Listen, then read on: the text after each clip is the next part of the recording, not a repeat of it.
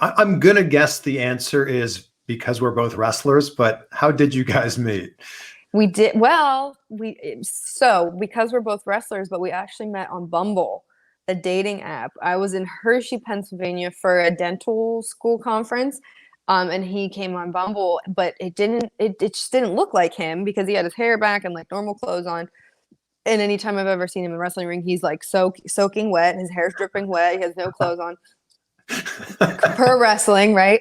But and it said his name was Austin. So I'm like, this guy looks so familiar, but I don't know Austin. And then it finally clicked, and we started talking from there. And then it took us a while to go on a date. I was kind of hesitant because he's not the most likable character on TV, and it's kind of evil.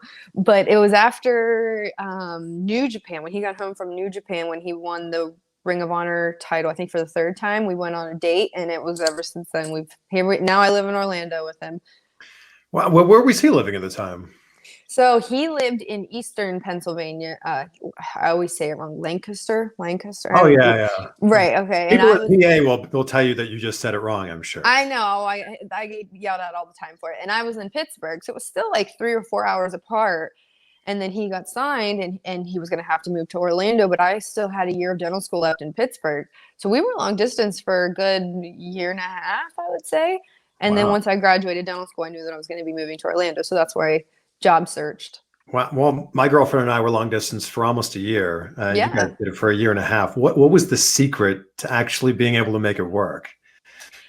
So every night, and I don't know if he'll like that I'm telling you this, but every night we would FaceTime, and he said, because I was really sad. I was emotional when he had to move away, because I was like, oh my gosh, I'm never going to see you, because I know my dental school schedule is not forgiving, and I'm not going to be able to travel a lot. And he's in NXT, where they live at the Performance Center and they travel every weekend. He said, well, pick a TV show and we'll watch it every night on FaceTime. So I picked Grey's Anatomy, and we finished the whole season of the series, which is like 15 seasons of Grey's Anatomy. We would watch an episode every night on FaceTime. It was like a little date night.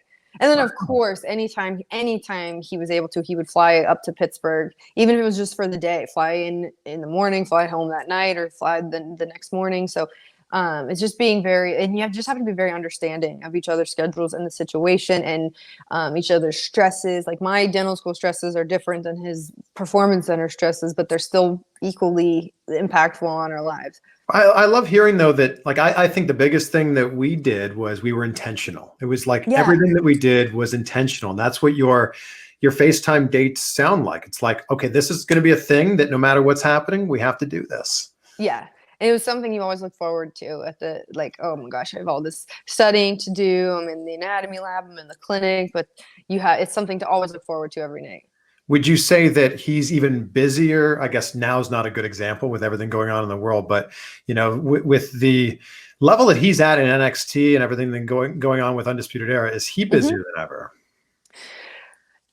Yes and no. It's like different kinds of busy. So he always has a lot of interviews or appearances or signings. So it's not the same as traveling every weekend on the independents, but it's still your time, it's your energy, it's being a character. So he's still very, very busy. Who is your favorite person in Undisputed Era that isn't Adam Cole? Ooh, I have to say Kyle. Ooh. I love Kyle. Yeah. Oh. I wonder he's very he's charisma with the air guitar and everything, and he's a great person. I found myself for many months doing boom all the time. Is this something that happens in your house? No, thank God. I don't know what would happen if we started doing that kind of stuff. No, we're always picking at each other and like cutting like little promos on each other here and there. But we don't really have too much wrestling talk unless it's like he's watching my match and critiquing my match or critiquing my promo, if I'm asking for help with something. Has he given you like a piece of advice or a critique that you now carry with you into your matches? Yeah, if you watch him, he's always so confident no matter what. Like he always has a look in his eye, and I think that Mm. that's something I try to carry with me now, is to always have that. Even if like a sneer or a stare down or something, his eyes always speak for him. And I think that's something that you have to kind of learn with time, and it's a confidence you have to develop. But that's like the goal, is to have the Adam Cole confidence. Well, it's good to see you here. Thank you so much for checking out my new YouTube channel, CVV Clips. And while you're here, please click that subscribe button so you don't miss out on any more CVV Clips.